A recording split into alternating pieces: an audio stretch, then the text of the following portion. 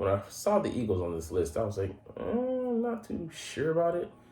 But there is one thing I do agree with, and one matter that I do agree is very urgent, and the Eagles must ensure to take advantage of this. What's up, it's your boy Cintron, come back into another analysis / news video, and I kid you not, that's my real name. And probably no news today, because I'm real. Ain't shit happening in the NFL.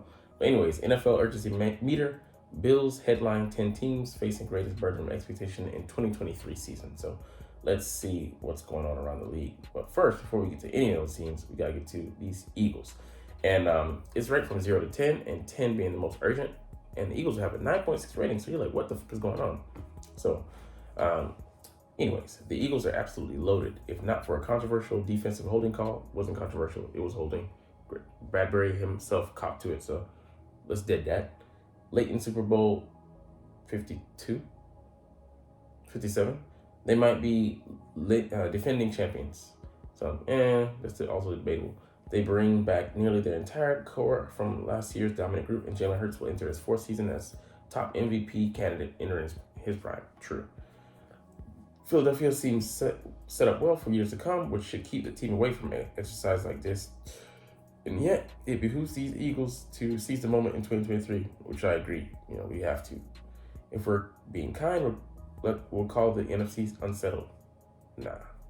If we're being honest, it's a watered-down landscape loaded with pretenders. Yeah, exactly. So, Eagles reign supreme, and there's some other guys that, could be near the same class, but we're obviously the cream of the crop in the NFC conference. The 49ers appear to be the only other conference superpower. They got to get a quarterback. And there's a scenario in which that team starts Sam Darnold in week 1. Yeah, which he'll eventually implode. The Eagles should contend in the conference for years to come, but the runway might never be as clear as it is right now, which I agree with, which is why we have to freaking capitalize and get back to the Super Bowl this year. Let's go every year, but man, while other guys aren't there yet, the Vikings, the other playoff team and other teams that, are also the competing teams in the NFL, NFC East, NFC Conference. The Dallas Cowboys, we're superior to them. The Giants, we shellacked them. They haven't closed the gap. And Dallas is just, a befuddling mess right now. They can be solid, I think, but, they don't go deep into the playoffs. Might actually be a wild card bounce. The Vikings, they were paper tigers last year. Probably haven't increased or progressed on some fronts, but others taking step back because you're not going to replace a Dalvin Cook, which he was basically a salary cap cutting, and cut a guy like that and expect to get better. Even if you have a rookie across from Jay Jetter that can maybe handle his business, but he's still a rookie. And receivers are prototypically slow on the uptake as far as getting the receiving game down in the pros. The San Francisco 49ers just covered that they don't have a QB. They have a plethora of guys maybe to choose from, but who those guys is going to be the best fit, going to be solid, and not going to be under a pressure cooker to perform before they get yanked, or they have 2 guys, other maybe legit guys waiting in the wings, or at very least stiff competition. Let's see, the Packers, they're rebuilding right now with Love, and I don't say that in just the name, that's an actual player. Detroit could be a darling, but they're young and can very well implode.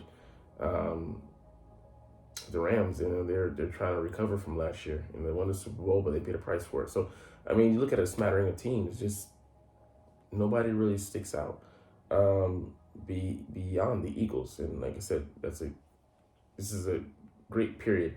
I talked about this in another video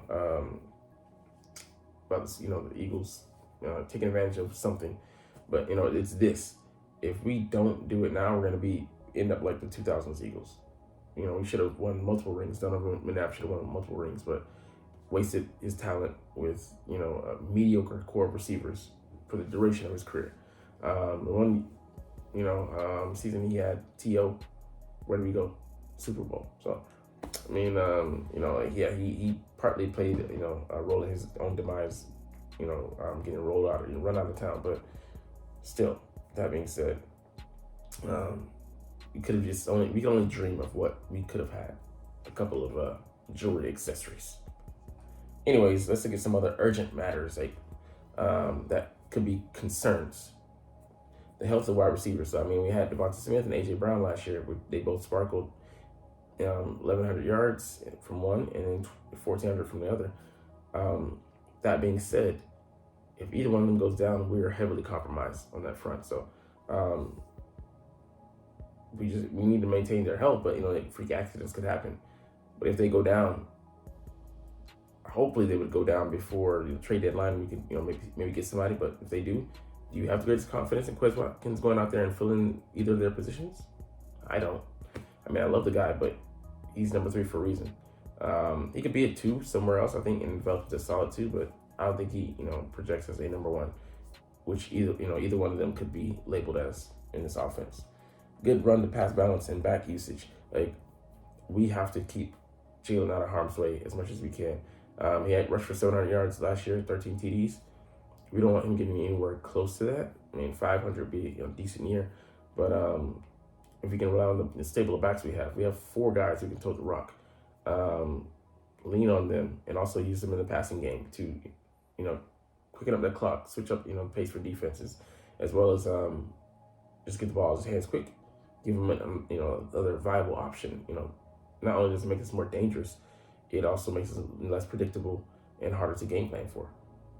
All right, finding a complete stable of pass rushers. I mean, I think we have a pretty good set, but if we had one more guy that just could be, a change up, that would be a game changer for us. So I don't think it's Derek Barnett. It could be Yannick Ngakoue. Someone that can, bring the heat and legitimately be a third line starter, and be a bona fide guy. And he could be played in tandem with a Nolan Smith. Think about that. That completes that area. Adding a star quality piece to the linebacking core depth signing, like it's similar to the receivers. If one of these guys goes down, whether it be Christian Ellis and Nakobe Dean that start, or it's Nicholas Morrow and Nakobe Dean, especially if Dean goes, we might be screwed at the linebacker position. We don't have, we had depth last year because he was there. But Christian Ellis, Nicholas Morrow, our linebacking core is a downgrade from last year. We're ranked 31st among the linebacker rankings. So we'll see, but we don't know yet. Nakobe's projected to be a star, projected to be, he's a smart guy, can patrol the field. He's going to be wearing the green dock, relaying the plays, to the guys on the field this season. But he's still a second-year guy and a rookie starter, basically. So, it means his first year as a rookie starter, basically. Yeah. Anyways, so we're not gonna get, the solid play we had last year. We maybe get there, but we'll have to see. And Nicholas is light, and Christian is inexperienced, so things could go awry at linebacker. So I mean, that is something that's urgent. Ensuring success of right guard. So whether it's Cam Jurgens or Tyler Steen, I think it'll be Cam. He's lighter, agile, quick, has good playing strength. Not the best, but pretty good. I'd say solid. He's gonna need some help. Would that be scheme or using more double team blocks and such? But his frame might not hold up the best there. So that is something to keep a watch of. How effective he is, and over the course of a game, does he wear down a bit? Does he get overpowered? Does he get pushed back? So Tyler Steen is a more prototypical guy, but he hasn't had a year in the system like Cam has. He's ahead of him mentally, and he doesn't have the frame. He has the frame, but he's a rookie. He's gonna make mistakes. So you want to trust a rookie starter just because he has the requisite size? So I mean, that's a bit of concern there. Stabilizing special teams, especially punter. So last year this is the one unit holding us down. We allowed some returns to be run back on us. Primarily look at Keyshawn Nixon in the Green Bay Packers game, lighten us up. They have to cover better, and I don't know why we retained Charles Clay. I think it's James Charles Clay. Clay, the special team, Michael Clay, I think we'll say. But, we have put faith in him. I can kind of support that, but, just looks really iffy. We really want to get that down solid.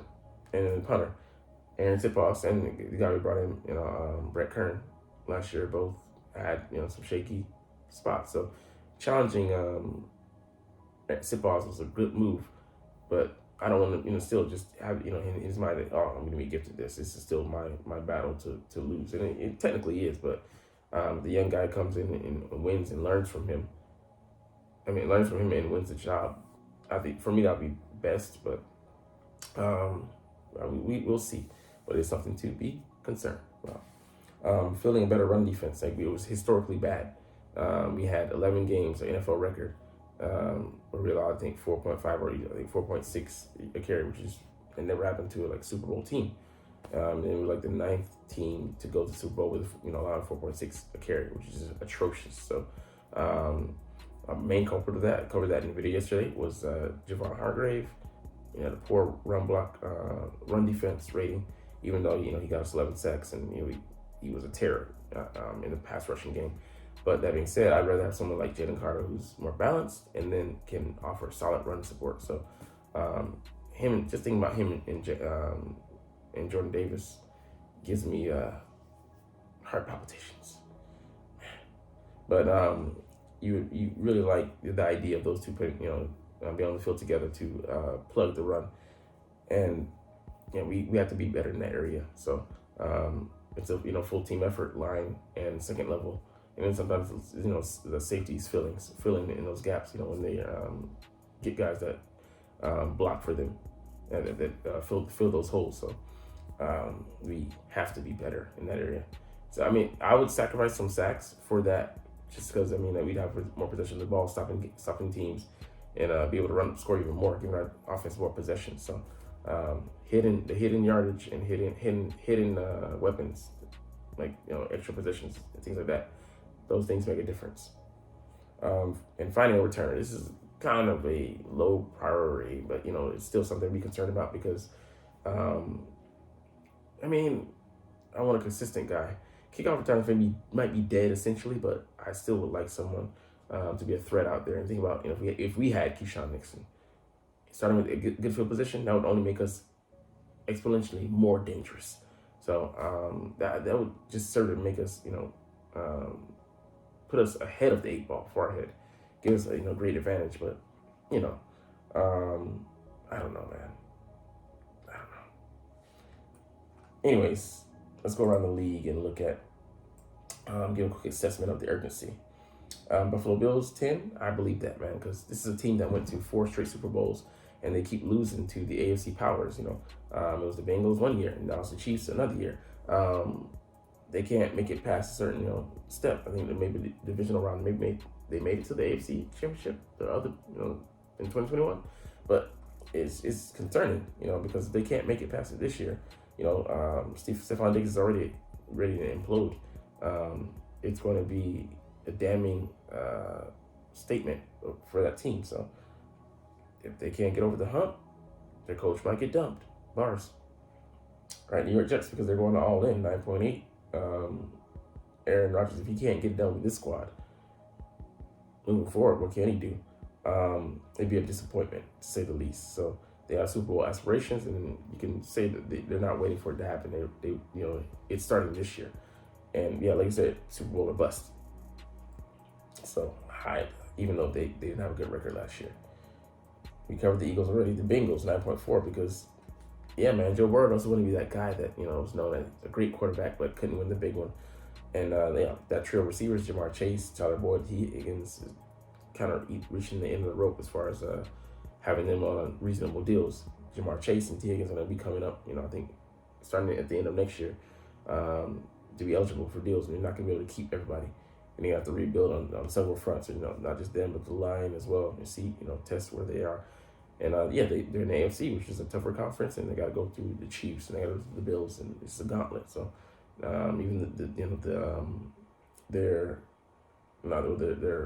the Bills, their conference division mate, the Dolphins offer quality resistance.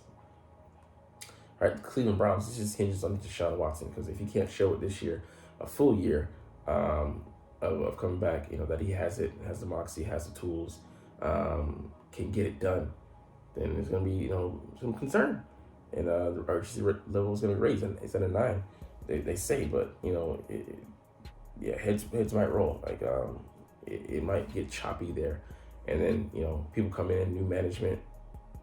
They're not going to have the same loyalty to the players that were brought in under the previous regime, so it could get shaky. Miami Dolphins 8.7 because they have speed on offense, and they have a solid defense, but it's tough slating, like I said, in the AFC conference.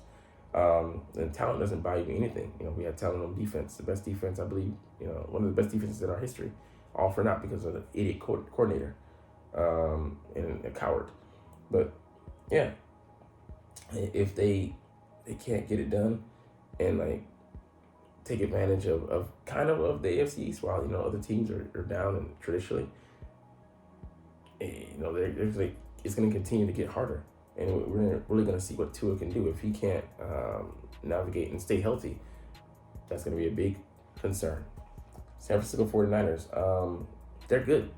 8.5 is great. I would say it's greater for them, but if they continue to waste the prime of their defensive players, like Fred Warner, another year for Halafa Noah, they're gonna have to pay him eventually, and other guys. Nick Bosa, he's gonna command a mega contract. It's gonna it's gonna be tough. I mean, because like I said, NFC might be weak now, but it's not gonna stay like that forever. Things come, it's like a pendulum, swings back and forth, and eventually have to pay the piper. So you're gonna have to face a tough slate. Your division used to be known as one of the best. The Seahawks aren't gonna stay down for long. Neither are the Rams. So and then forget the other team in there, the Cardinals. They could be good within the span of a couple of years as well. So two painful near misses, Super Bowl and then the championship game.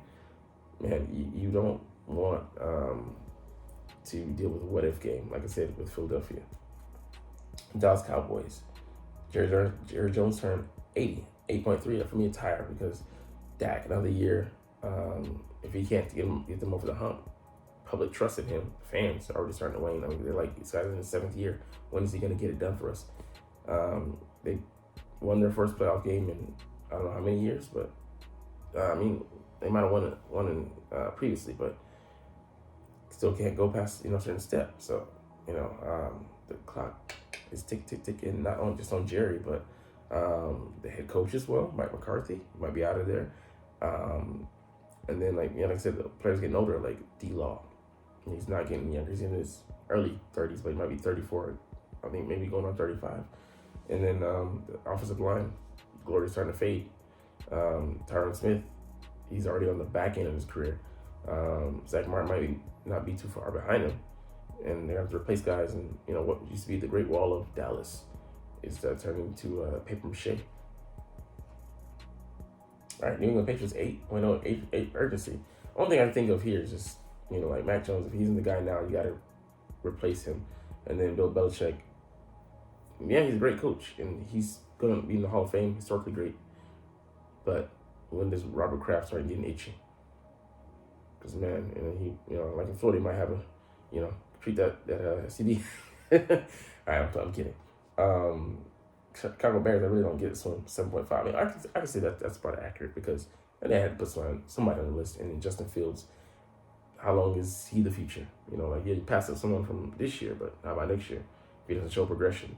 And then, head coaches, and then you got to switch him out, and then that stunts his development. Like I said previously, they don't owe him anything. The new guys coming in just evaluate cold and plain, and hey, all right, you got it, or you got it, and you got to go. So it can go either way. But anyways, that's where we're gonna stop today. But I know you're not even watching though, but it's all good. Damn, because as always, it's fly Eagles fly, and let's motherfucking go. Like, comment, share. Subscribe.